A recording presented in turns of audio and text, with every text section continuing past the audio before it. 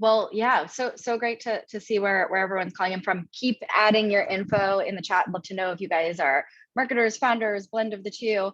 Tell me a little bit about yourselves, but I'll go ahead and jump in here. Let me share my screen.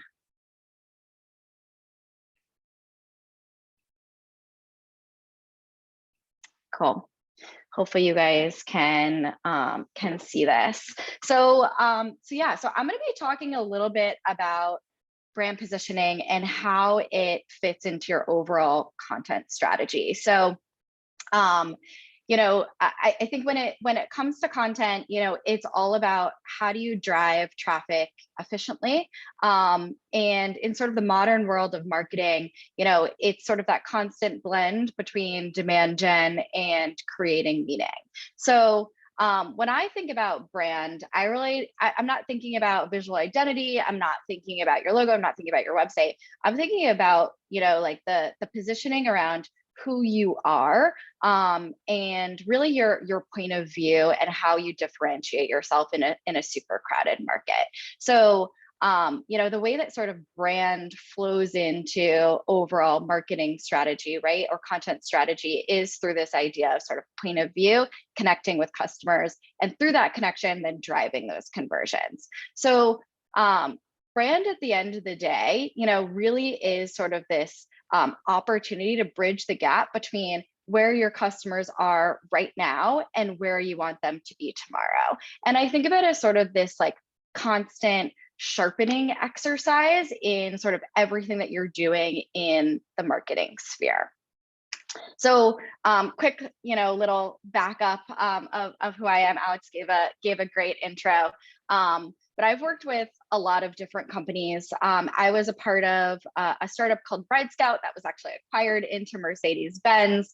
I then went independent for about 4 years, worked with a number of different companies, generally pretty early stage, as well as a few different venture firms to kind of work with their portfolio companies as well.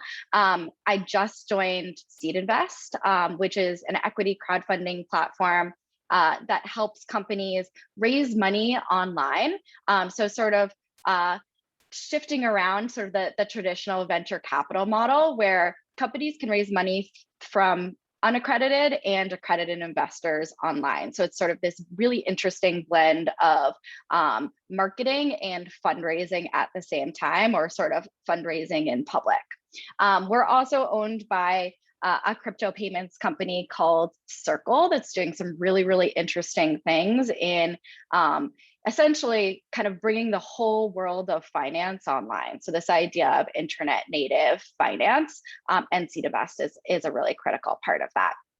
So I've worked with a number of different companies, and I think that the biggest sort of opportunity you have in the early days is to kind of create meeting, connect, and connectivity. There's a lot of talk around product market fit, but there's also sort of message market fit. And that's where brand comes into play. So let's talk a little bit about what brand is and sort of how you can kind of distill this like really vague thing into a really actionable sort of strategy that you can start to bring into the content that you're building now. So at the top of this pyramid really is your vision. I'm going to assume that all of you sort of here in these office hours today understand sort of either the vision for the company that you're working for or the company that you're building, right? This is sort of like the future state, 5 years out, maybe longer, and sort of like helps build that culture of innovation, right? This sort of like rallying cry around what's next. Next up that I kind of think about is values. Obviously, tons of talk around values, right? This sort of blends into sort of your vision and sort of how you, communicate who you are in the world. Then we sort of come down to positioning. So I think of positioning really as like the ultimate internal guidepost tool for early stage teams. So positioning really comes into absolutely everything in the marketing sphere, and that's what we're going to kind of iterate on. And I'm going to sort of share some frameworks on how you guys can kind of sharpen your own positioning. And then we talk a little bit about visual identity and voice. There is so much opportunity, I think, on the content side. And I think Lisa's actually going to talk a little bit about this up next. But when it comes to sort of voice and identity, there's tons of opportunity to kind of build a unique story there, and kind of jump outside of the like the easy terms of sort of like innovative or friendly, right? How can you kind of be as clear, concise, and sort of powerful as possible with your voice? But we're going to kind of focus a little bit more on positioning. So the easiest positioning framework that I love to work within is really this like ad lib style positioning, right? So you can kind of see what the deal is here, but essentially this is something that you guys can kind of take to kind of iterate on your own positioning here. So company name, what it is. So this will be sort of, like technology company, SaaS company, theme park, whatever it is, that you're sort of working within.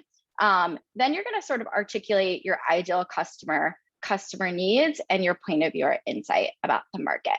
So I'm going to kind of share a quick example here from a brand positioning project I was involved in the past. You can kind of see here kind of how that ad libs version is sort of filled out, right? So Starship is the only health savings account designed for independent workers who want financial security and upward mobility in a world of decreasing safety nets. So I think a really important kind of element to drive home here is actually the most important elements of this brand positioning framework are your customer's needs, and your point of view or unique insight about the market. So to me, this is really sort of what can kind of build the foundation of your sort of like your brand identity that you can then weave throughout your content strategy. So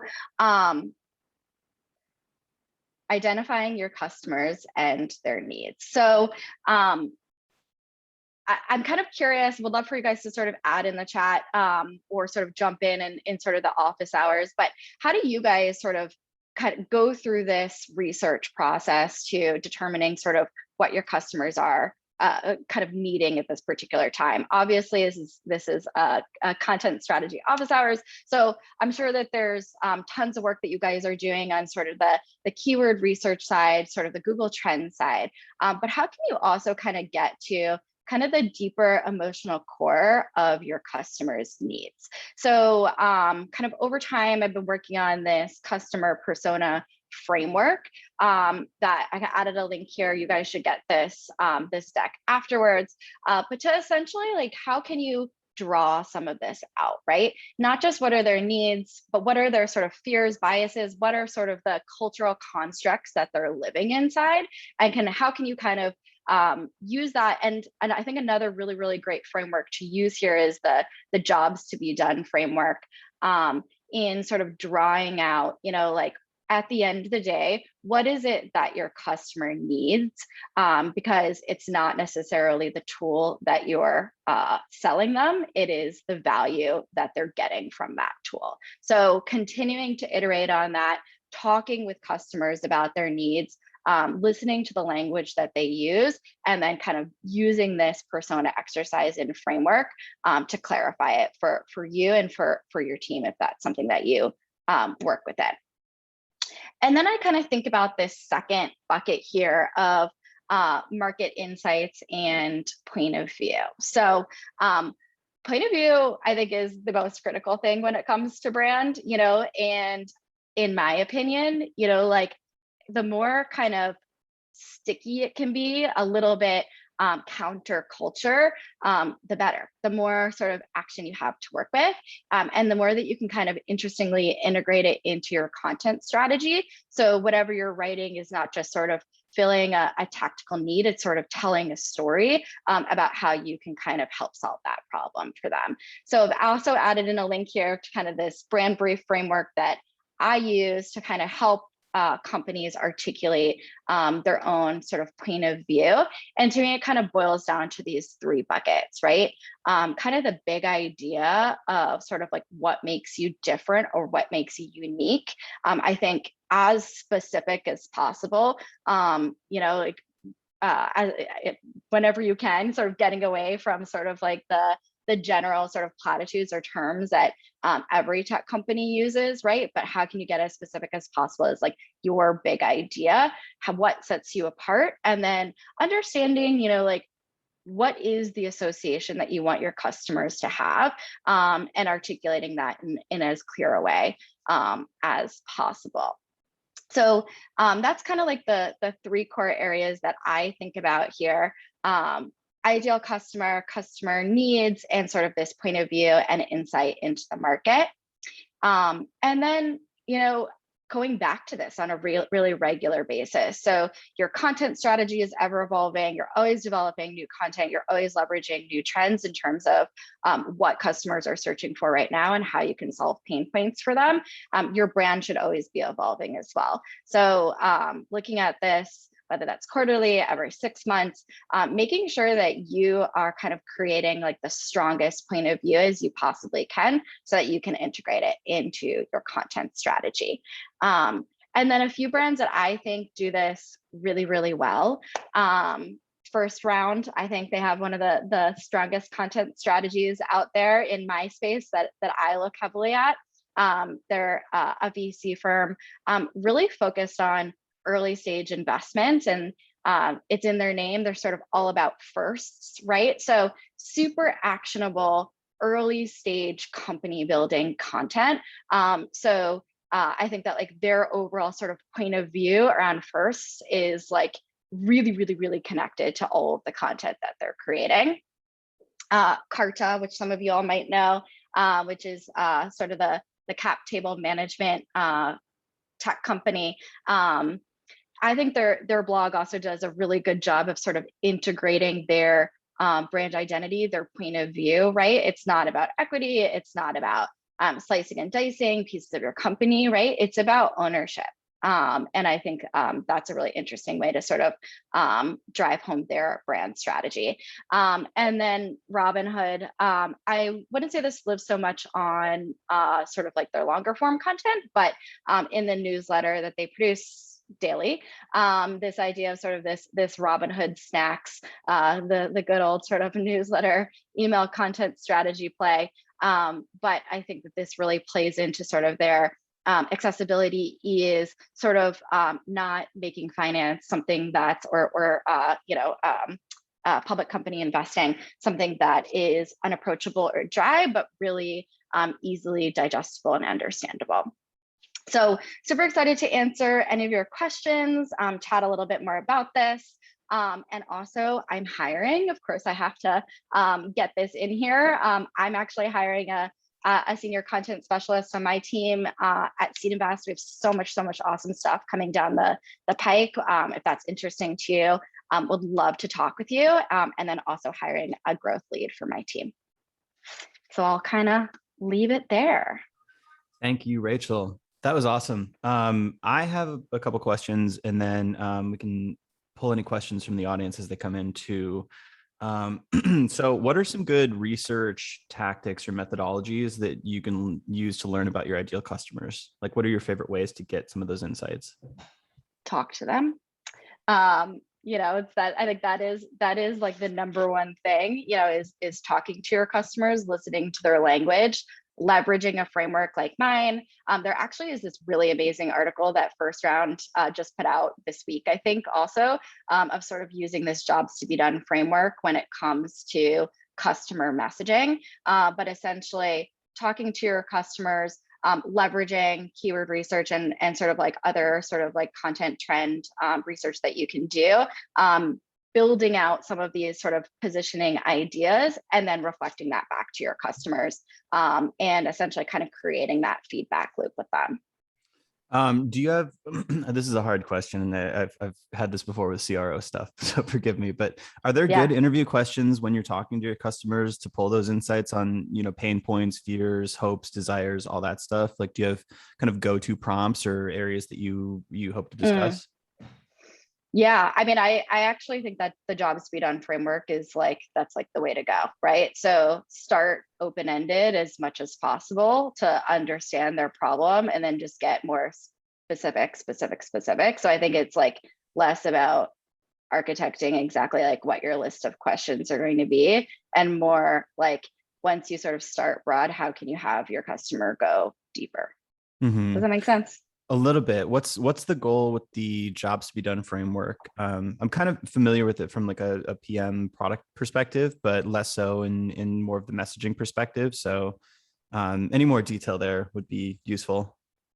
Yeah. I think the jobs to be done framework is really this sort of super clear way of sort of, like understanding like what is the problem that your customer is looking to solve, right? Because if we think about, I'm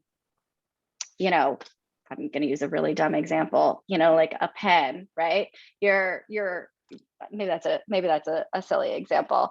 If we think about a tool like Monday.com or like Asana, right? The customers, challenge that they're solving isn't sort of like organization of tasks, right? It's sort of like more productive work and sort of like that easier to understand sort of game plan of like what your roadmap is. So kind of getting to the core of like what is the customer looking to solve for, and how can you kind of message around that?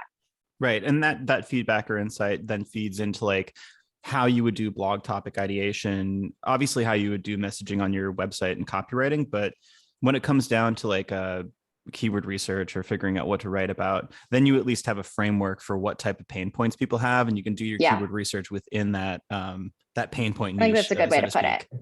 Yeah. Yeah. Cool. Is there a way to test what type of positioning and messaging is resonating with the audience? Because I'm thinking like I could do this research and that would be a strong hypothesis, but like once you put it out into the world, like is there a way to really know if it's working? Yeah, I mean, I think to get reactions from customers, like in sort of follow-up conversations, I think that is sort of an easy way. Like, is this resonating or is this not? Of course, that is somewhat subjective.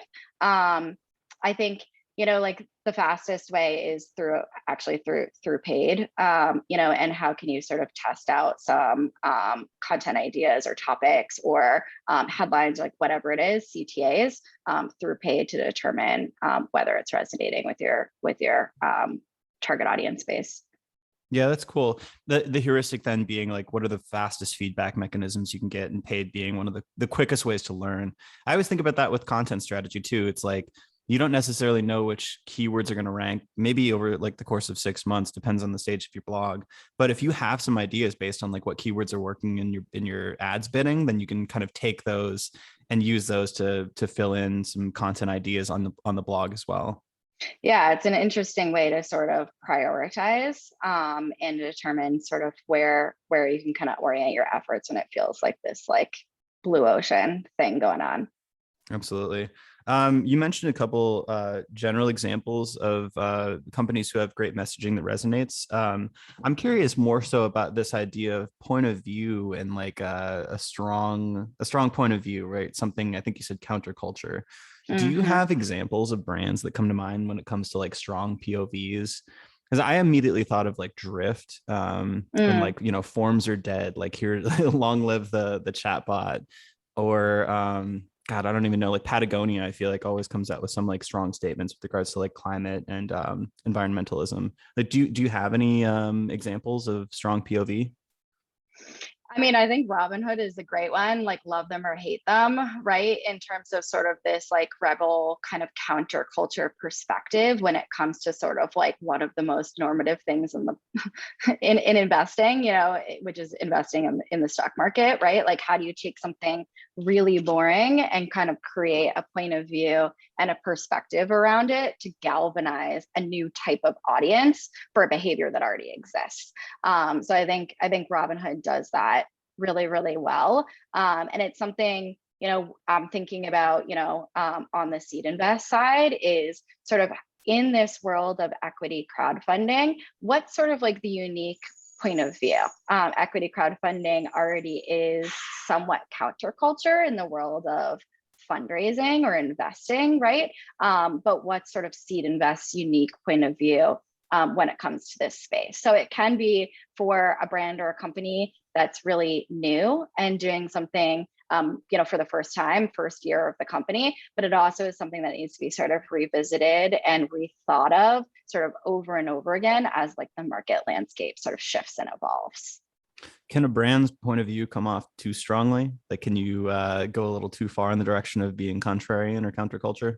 For sure. I love brand work, and I also kind of hate the brandification of absolutely everything. I think one example of that I really don't like is, have you seen that? God, what's it called? Death water, or I'm forgetting Liquid exactly what it's death. called. Yeah. Liquid death. Yes. That is an example of like, to me, it's so irksome. I'm also totally not the target market. For anyone who's not familiar, it's essentially like canned purified water, exactly like Poland Spring or anything else, but brandified for sort of like the video game sort of male bro culture, I would say a little bit. How do you sell bottled or canned water to a male audience? Fascinating, but utterly annoying to me personally. Liquid death has blown me away. I picked one up at a gas station when I was on a road trip in Colorado, and I was like, oh, this looks interesting.